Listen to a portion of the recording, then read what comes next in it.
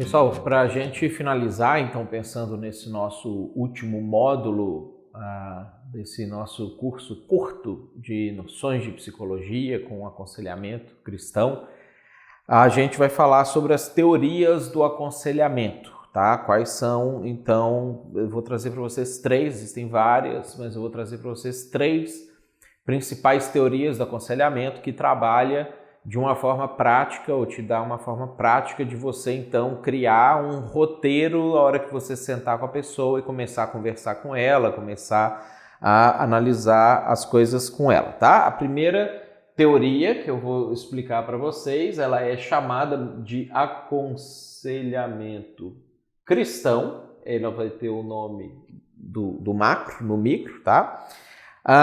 Ela tem como característica, vamos pensar assim nas características dela, e ela é mais completa, as outras eu vou trazer para vocês poderem, dependendo da situação específica, ter uma outra ferramenta para poder usar nesse sentido também. Mas as características, o aconselhamento cristão ele é pessoal, tá? Então ele trabalha muito o respeito à individualidade, a ideia é que você precisa tentar entender o máximo que você conseguir as características pessoais da pessoa, você jamais deve julgar a pessoa pela sua medida ou pela sua régua. A gente naturalmente, como ser humano, tem mania de fazer isso, né? A gente gosta de analisar as pessoas e dar mais gravidade e mais peso, ou dar menos peso, tirar o peso das coisas com base naquilo que a gente faz ou deixa de fazer. Se, por exemplo, você é uma pessoa que é naturalmente uma pessoa ansiosa, quando você encontra com pessoas ansiosas, você tende a ser mais condescendente, relevar, deixar a pessoa ansiosa, mas vamos deixar, não sei o quê.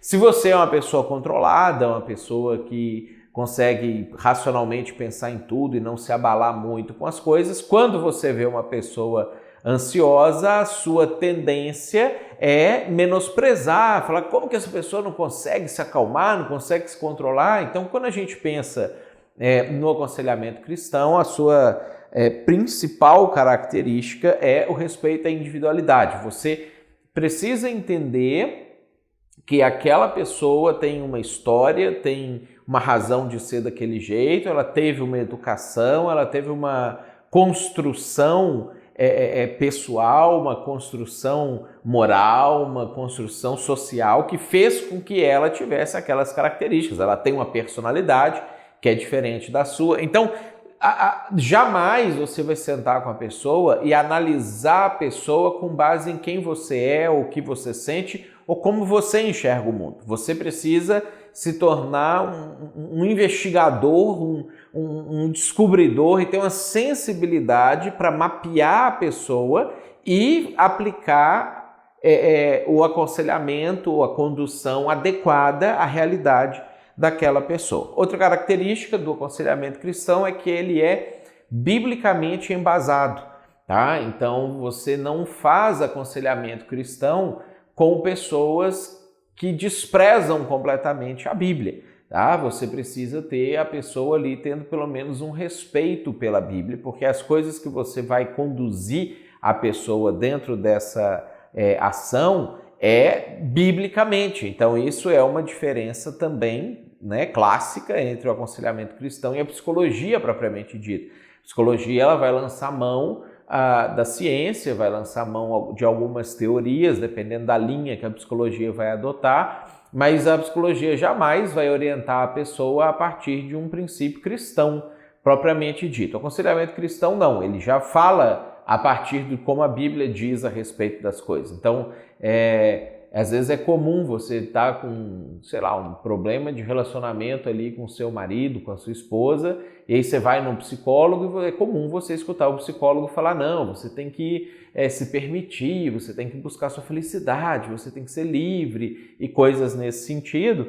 Ao mesmo tempo que quando você vai olhar o que a Bíblia diz sobre isso, vai falar, não, você precisa tentar fazer tudo o que é possível para manter o seu casamento, você precisa perdoar, você precisa trabalhar os seus defeitos também, você precisa negar a si mesmo, o outro tem que negar ele mesmo. Então, são conceitos que a psicologia moderna não vão de jeito nenhum trabalhar, mas o aconselhamento cristão trabalha, porque ele é biblicamente embasado.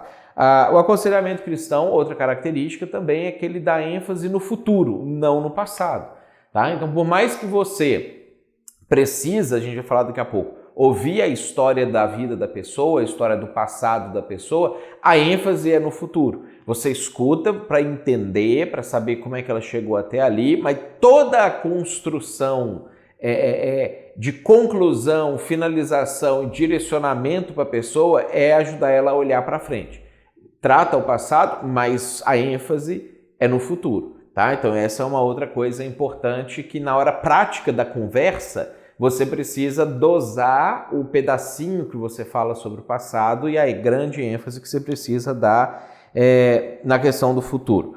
O aconselhamento cristão ele também é sensível à cultura, né? Ele vai perceber todo o envolvimento que aquela pessoa tem. Se uma pessoa, por exemplo, é uma pessoa mais pobre, que vive dentro de uma comunidade carente, que tem a sua construção social a partir daquela realidade, você precisa entender a cultura que a pessoa está vivendo e ser sensível a como ela vai interagir com aquela realidade. Se você tem uma pessoa que já vive numa realidade mais rica, mais abastada, que tem sobras e etc., por mais que às vezes você vai olhar para uma situação e falar, não, mas que absurdo, não, você tem que ser sensível à cultura também daquela pessoa, como que as coisas acontecem, porque o objetivo não é julgar a pessoa, de jeito nenhum, e nem ser condescendente e tolerar erros da pessoa, também de jeito nenhum, que são os dois extremos que a gente vive neles. O objetivo é você descobrir o problema da pessoa e conduzir ela para fora do problema, qualquer que seja o remédio que precisa ser aplicado para aquela situação. E também, outra característica do aconselhamento cristão é que ele é orientado para fora. Tá? A gente nunca ensina a pessoa a buscar a resposta dentro dela, a gente ensina a pessoa a buscar a resposta fora dela, principalmente em Deus, porque teologicamente a gente sabe que dentro da gente a gente não encontra respostas, a gente encontra autojustificativas, a gente encontra autocomiseração, a gente tende a ser indulgente com a gente mesmo e tem uma dificuldade muito grande, olhando de dentro para fora, de medir e avaliar as coisas de fato como elas são. Quais são os alvos do aconselhamento cristão? Que você precisa estar atento, então, na hora que você vai verificar se você conseguiu caminhar e preencher ali todos os requisitos do aconselhamento cristão. O primeiro deles é o próprio autoconhecimento. A pessoa ela precisa... a partir dessa caminhada contigo, ela precisa se entender melhor, se perceber melhor, e o autoconhecimento a partir do que a Bíblia diz sobre o ser humano, não do que ela pensa, tá? A partir da cabeça dela, mas ela precisa conseguir, ao final do aconselhamento, entender-se, e ela precisa conseguir pensar assim, esse meu comportamento é um pecado, esse não é pecado, mas é errado, eu deveria ter essa virtude que eu não tenho. A pessoa ela precisa ter uma leitura clara a respeito de si mesma depois que ela termina o aconselhamento. Também é alvo do aconselhamento cristão o aprendizado e a mudança de comportamento, tá? E aí a gente faz uma distinção aqui dentro que é a diferença entre pecado e errado. Existem coisas que não são pecados, mas que são erradas ao mesmo tempo. Então você vai ver uma forma lá que a pessoa está lidando com a educação dos filhos dela. Então ela não está pecando, ela não está agredindo o filho, ela não está sendo violenta com o filho, ela não está menosprezando o filho, mas ela não está fazendo ou aplicando corretamente técnicas adequadas de disciplina para a realidade da personalidade do filho que ela tem, né? Então você precisa no aconselhamento fazer essa distinção entre o que é pecado e o que é errado, mas tentar biblicamente também ajudar a pessoa a entender isso. Tem muita coisa que a Bíblia fala para nós como conselhos para melhorar a nossa vida, que se você não quer acatar, você não está pecando contra Deus, mas a sua vida com certeza vai ser pior porque você não quis acatar ou não quis viver daquela maneira. Também outra coisa, outro alvo o aconselhamento cristão é o apoio, é a pessoa conseguir encontrar alguém que dê para ela o apoio necessário para aquilo que ela está passando, aquilo que ela está vivendo, né? E, por último, integridade espiritual. Você precisa, no final do processo, tentar conduzir a pessoa a reorganizar-se espiritualmente também e ter integridade, porque é um aconselhamento cristão. O objetivo não é só melhorar a vida da pessoa momentaneamente, o objetivo é conseguir oferecer para ela meios dela consertar a vida dela completamente, de forma ampla, que não venha daqui a pouco a precisar de novo e passar a vida dessa maneira. O conselheiro, ou as características que o conselheiro ele precisa ter, vale a gente relembrar algumas delas que a gente falou no primeiro vídeo. Empatia, né? E a ideia da empatia, a palavra empatia, deixa eu colocar isso do lado de cá para você entender, tá? Ela vem da palavra grega pathos, que significa caminho. Então, a ideia de você ser empático com a pessoa é a ideia de você estar no caminho com a pessoa. É a ideia da pessoa sentir que na jornada que ela está, na fase da vida que ela está, ela consegue olhar para você e ter a sensação de que você está no mesmo caminho que ela.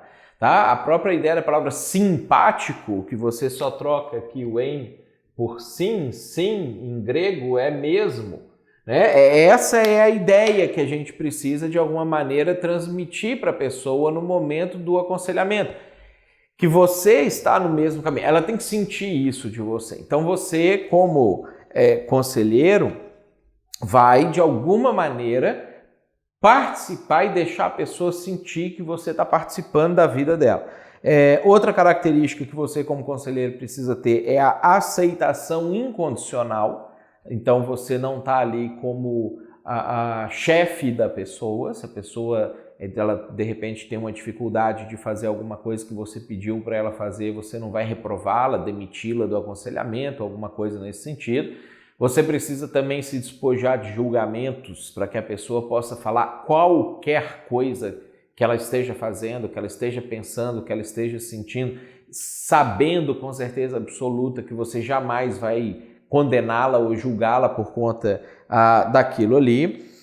Você também precisa ser sincero. Eu acho que essa é uma das grandes dificuldades que a gente tem no aconselhamento de pessoas, que é quando você está aconselhando, está caminhando com a pessoa e a pessoa está te contando as coisas da vida e de repente você encontra o problema. Você vê que o problema é um defeito X que a pessoa tem, mas você começa a pensar, puxa, eu acho que se eu falar isso para a pessoa, ela vai se magoar. Eu acho que ela vai ficar chateada comigo, ela não vai entender, ela vai de alguma maneira até querer se afastar do aconselhamento. Então, isso é uma coisa que você jamais pode fazer. Se você não conseguir ser sincero com a pessoa, se você começar a usar meias palavras, se você começar a esconder coisas para tentar manter a simpatia da pessoa por você, você está falhando como conselheiro, você está falhando no aconselhamento, você está falhando como pastor daquela pessoa, como cuidador daquela pessoa, porque o seu papel não é se esforçar para manter a amizade, custe o que custar. O seu papel é se esforçar para ajudar a pessoa, custe o que custar. Então você precisa entender que a sua função ali não é usar meias palavras ou até ser um pouco falso para manter o seu carisma junto com a pessoa. O seu papel é conduzir a pessoa para a solução, ainda que doa na pessoa determinadas situações, determinadas falas, determinadas apresentações que você vai fazer. E você precisa tomar bastante cuidado também com o seu olhar, com os gestos que você vai fazer, com a maneira como você vai conduzir a conversa, com formas de você não ser agressivo, não ser condescendente ao mesmo tempo, não demonstrar com o seu olhar ou com os seus gestos espantos, não ter movimentos bruscos e nada nesse sentido. Quando a gente está trabalhando no aconselhamento cristão, outra coisa importante da gente pensar é a escuta ao dito e ao não dito. Nem tudo o que a pessoa diz a respeito do que ela está passando é verdade, e nem tudo o que é verdade a pessoa vai dizer para você claramente. Então você precisa tentar entender assim, ok, a pessoa está me falando isso, isso e isso, mas sempre que eu toco nesse assunto, eu faço essas determinadas perguntas, ela não fala, ela esconde, ela esquiva, ela tem... Por que ela está fazendo isso?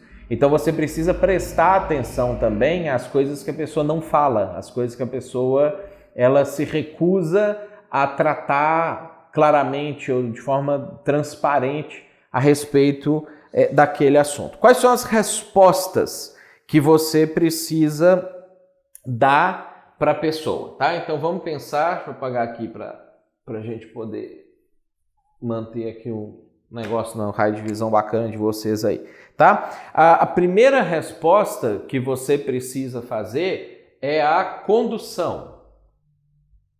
Você precisa conduzir a conversa. Como que você conduz no começo? Lembra, a gente falou num dos outros vídeos aí para trás, os módulos aí para trás, que você precisa falar o mínimo possível. Então, como que a condução ela precisa ser no primeiro momento? Perguntas. Tá? Você vai conduzindo, fazendo boas perguntas e fazendo as perguntas certas. Se você vê que a pessoa, de repente, ela começou a contar um caso que não tem nada a ver com aquilo que é objetivamente ou especificamente o problema dela, ou que vai trazer alguma coisa útil para você, ou às vezes você até já sabe aquela história, ela está repetindo. Faça perguntas que retornem a pessoa para o assunto. Ela começou a contar uma história, você fala assim, você pode chegar, interromper e falar assim, não, puxa, isso aqui é que você está falando, tem essa coisa aqui, tudo, mas deixa eu só entender um pouquinho uma coisa que você falou antes da gente entrar nisso aqui. Como que é aquela outra coisa mesmo? Aí você não está desprezando a pessoa, não está fazendo pouco caso, ela não vai sentir que você está nem aí para o que ela está falando, mas você retoma o assunto importante, porque a gente tem que lembrar que às vezes se no aconselhamento, a conversa ou o assunto for um assunto desagradável para a pessoa, ela vai ficar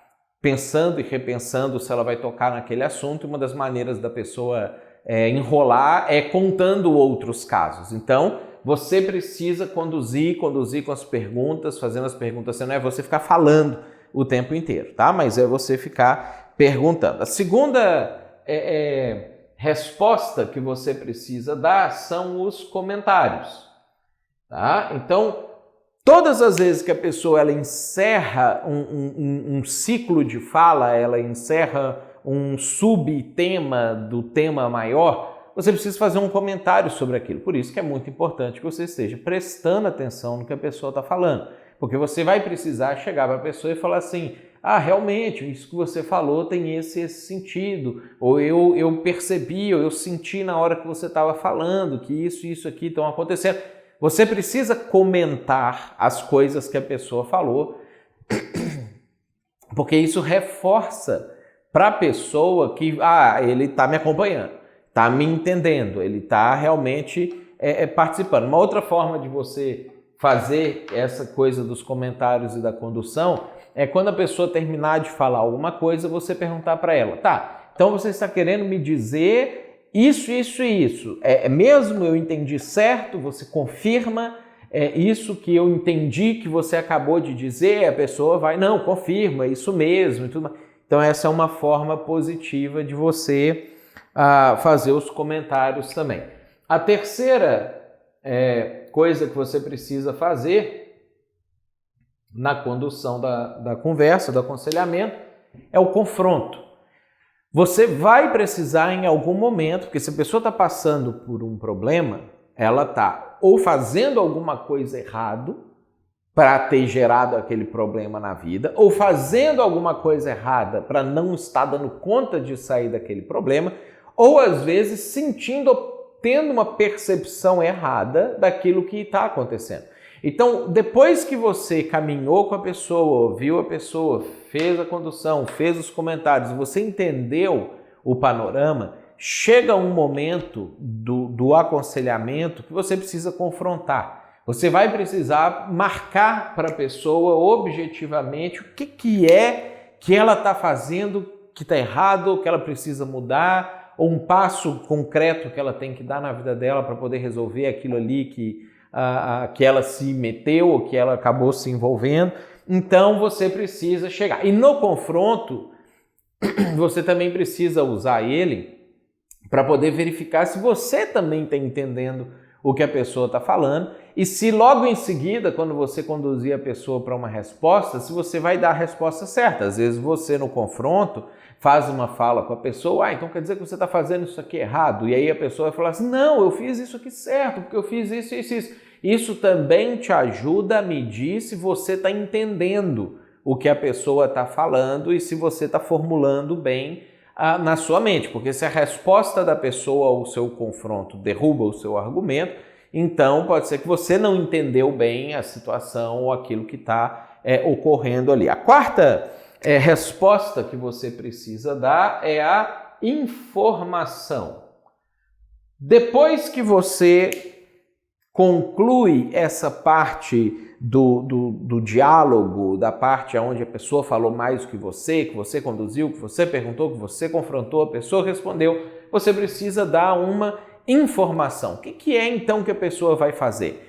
O que a pessoa precisa entender que ela não está entendendo? Qual informação falta para ela que você tem agora e que você precisa comunicar? Aqui é o seu momento de falar. Aqui é o momento seu de poder concluir, resumir, apresentar passos práticos para a pessoa trabalhar. Então, para isso aqui você precisa também prestar bastante atenção na conversa e ter algumas ferramentas, algumas coisas para poder orientar a pessoa, porque ela precisa levantar dali com uma informação que ela não tinha antes. Ela precisa levantar dali com uma motivação específica de uma ação, com alguma coisa prática para fazer, com uma consciência nova de alguma realidade, que é o que você vai entregar para ela nesse momento de informação. E a última resposta que você precisa dar para a pessoa é o apoio. A pessoa também precisa levantar dali sabendo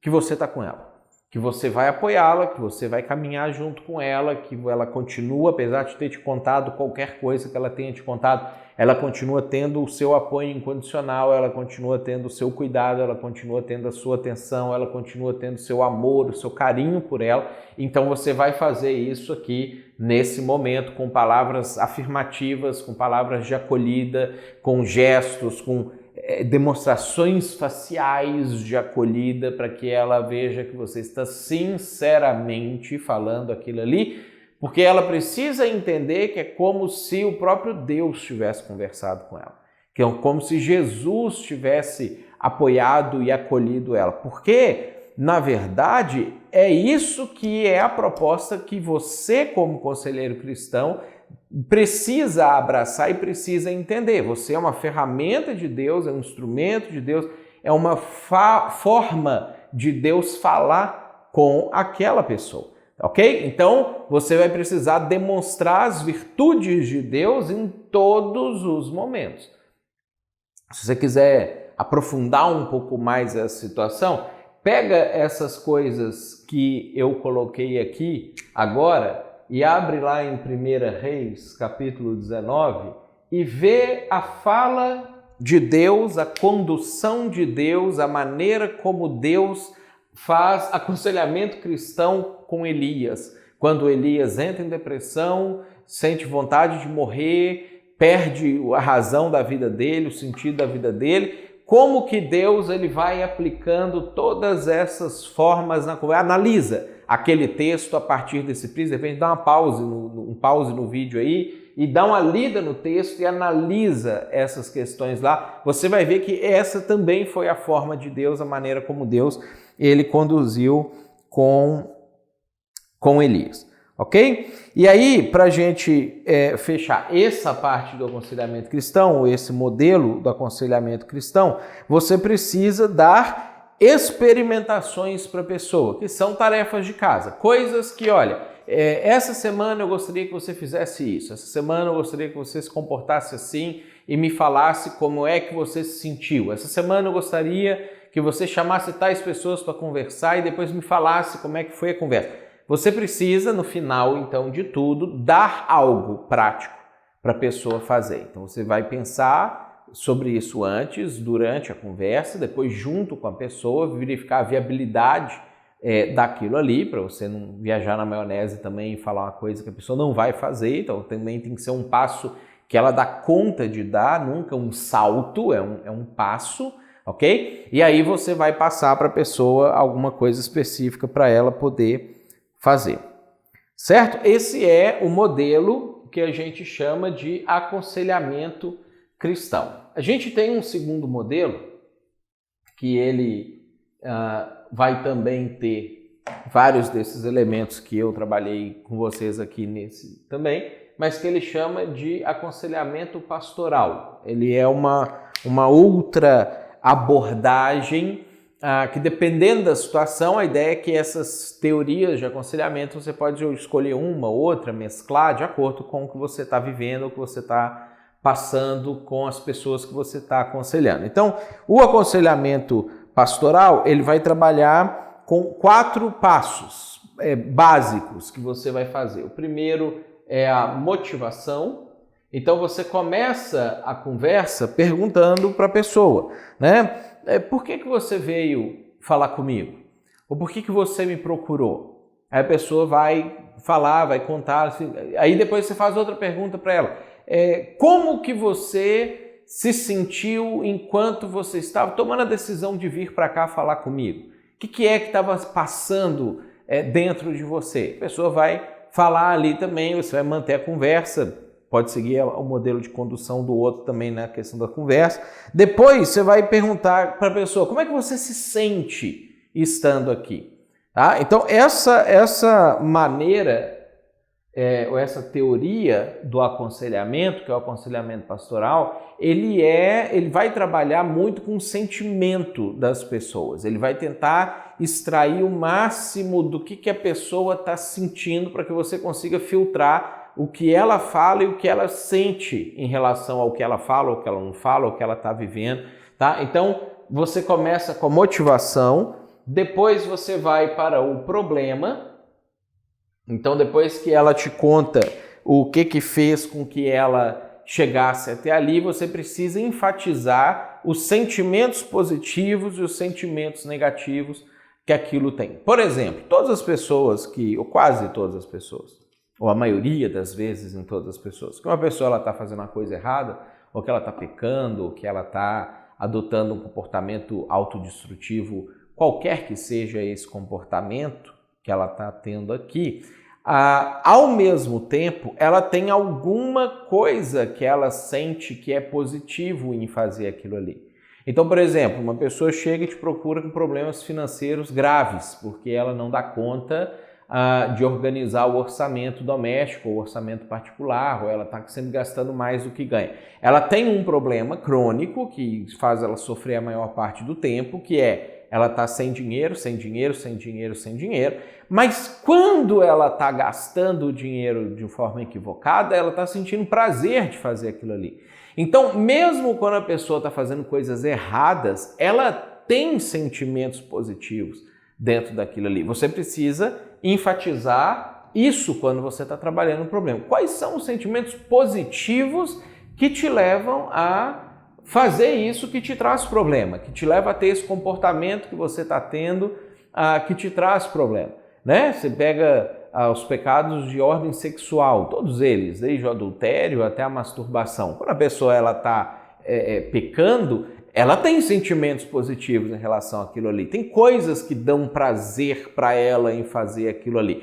E aí depois, então, você vai trabalhar os sentimentos negativos. Quais são os problemas que isso traz depois? A culpa, a desordem, a desorganização, a ansiedade, a angústia. Então a ideia é que nessa condução você precisa enfatizar e deixar claro para a pessoa sentimentos positivos daquilo que ela está fazendo, sentimentos negativos que ela tem a partir daquilo que ela está fazendo também. Aí em terceiro lugar, dentro da condução, você vai para a parte que a gente chama de impressão diagnóstica. Que é o momento em que você vai separar de todos os sentimentos que ela trouxe para você, quais são os sentimentos que precisam ser trabalhados. Às vezes você vai ver que tem sentimentos que a pessoa tem em relação àquilo ali que são sentimentos legítimos. Por exemplo, uma pessoa que está pecando e ela chega para você e ela fala, eu tenho um sentimento de culpa, você não vai trabalhar o sentimento de culpa, porque o sentimento de culpa ele é legítimo. Se você peca e você sente culpa, que bom que você sente culpa, porque você precisa de culpa e você precisa sentir culpa quando você peca ou quando você faz alguma coisa errada, né? Então você não vai trabalhar o sentimento de culpa, você vai trabalhar o sentimento de prazer que faz com que ela continue pecando, porque você não precisa eliminar o sentimento de culpa, você precisa eliminar o pecado. Você eliminou o pecado, o sentimento de culpa vai embora. Pensa numa segunda situação em que você eliminou o pecado e aí a pessoa já não comete aquele pecado e ela já confessou o pecado dela e ela já foi perdoada pelo pecado dela e Deus já está bem com ela, mas ela ainda sente culpa por aquilo que ela fez. Nesse caso, o sentimento de culpa ele é ruim. Então você vai precisar trabalhar o sentimento de culpa porque ele permanece presente mesmo depois que a pessoa não tem mais a razão de sentir aquilo que ela está sentindo. Então veja que a gente tem claramente duas formas da gente às vezes tratar um mesmo sentimento, às vezes você precisa trabalhar ele, às vezes não. Então aqui nesse momento você vai identificar, nessa conversa que eu tive aqui, quais são os sentimentos que eu preciso trabalhar, enfrentar ou de alguma maneira dar alguma resposta. E aí por último, esse modelo também vai ter a tarefa de casa. Você vai orientar a pessoa a alguma coisa prática, alguma atitude que ela vai, durante a semana, ou a partir de agora, durante o mês, executar e te dar as respostas em relação ao que ela está fazendo, o que ela está sentindo em relação a essa situação. Ok? Terceira teoria do aconselhamento. Tá? Então, igual essa aqui, você vai pegar o aconselhamento cristão lá, que é maior, que tem mais coisas, você vai aplicar várias coisas daquela modalidade, daquele formato de aconselhamento, mas esse aqui é o que a gente chama de aconselhamento terapêutico. O aconselhamento terapêutico, ele trabalha diretamente com a ideia da restauração de relacionamentos. Tá? Então ele é uma proposta mais focada em cima disso. A pessoa chega para você e ela tem problemas de relacionamentos, ou com seus relacionamentos, ou com algum relacionamento específico que ela precisa de ajuda. Ela vai te apresentar o problema, você vai entender o problema, analisar, ler aquele problema que ela está trazendo para você. E aí você vai aplicar ou pode utilizar essa ferramenta para aplicar aquilo ali. Primeira coisa que a gente precisa analisar é o que a gente chama de eixo destrutivo ou o eixo maléfico que faz com que a pessoa tenha o problema e a solução para isso, a parte em que você então resolve aquela situação. Tá? Normalmente essa teoria ela vai trabalhar com a ideia de pecado e culpa. Então, toda relação de culpa que o ser humano sente, ele está vinculado a um pecado ou alguma situação de pecado ou ao pecado como um todo, dele ter rompido com Deus na vida dele, dele estar desligado de Deus. Então isso vai gerar culpa em vários níveis, às vezes culpas específicas, às vezes uma culpa existencial, e o que você precisa oferecer nessa modalidade aqui é restauração e perdão. Então essa é a ideia dessa forma ou dessa modalidade de aconselhamento que você vai aplicar para a pessoa. E aí como é que você vai tentar trabalhar isso aqui pensando em relacionamentos, que é a ideia principal aqui. Você vai fazer 4 perguntas para a pessoa, para ela ir respondendo isso para você, te dá elementos então para você trabalhar com ela. Primeira pergunta é: como eu me vejo? Muitas vezes, os problemas de relacionamentos que as pessoas têm é porque elas têm uma visão equivocada a respeito de si, seja para cima, seja para baixo, seja diferente, e essa visão equivocada faz com que ela tenha dificuldade de se relacionar com as pessoas da maneira correta. Por exemplo, às vezes a pessoa acha que ela é uma pessoa legal, uma pessoa agradável, e é uma pessoa que, sei lá, faz brincadeiras impróprias, é uma pessoa que é legalista, é uma pessoa que contamina o ambiente quando ela chega, mas ela sempre acha que ela está fazendo aquilo com a melhor das intenções. Então, a primeira coisa que você vai perguntar para ela, para você tentar entender, é como é que você se vê. Quando você se olha, quando você se percebe nos seus relacionamentos, e etc., como que você se vê? Às vezes, num relacionamento conjugal, a pessoa vai falar assim: não, eu sou uma pessoa ótima, eu sou uma pessoa maravilhosa, porque eu faço isso, eu faço aquilo, e ela vai narrar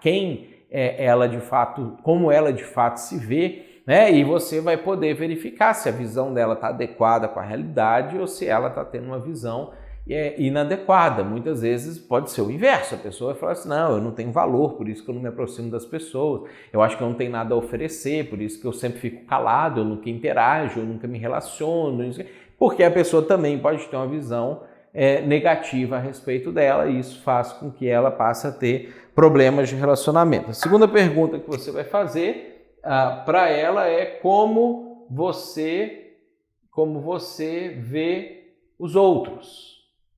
É a ideia da pessoa poder, então, falar a visão de mundo que ela tem a respeito das pessoas. Muitas vezes também, pessoas que têm problemas de relacionamento, ela tem uma visão distorcida das pessoas. Às vezes ela acha que as pessoas estão sempre fazendo alguma coisa contra elas, ou que as pessoas estão sempre, de alguma maneira, tramando contra ela, ou estão sempre que alguém ri, está rindo dela. Então, existem pessoas que passam a ter essa visão das outras pessoas. Você precisa entender como que é a visão dela das pessoas. Outras situações, tem pessoas que só enxergam coisas positivas em pessoas que trazem malefícios para ela. Então, às vezes tem uma pessoa ali que é ruim, tem uma pessoa que está prejudicando ela, e ela, ao invés de armar e criar as defesas naturais para aquilo ali, ela pensa: não, mas ele está fazendo isso, mas tadinho, ele também pode fazer aquilo outro, né?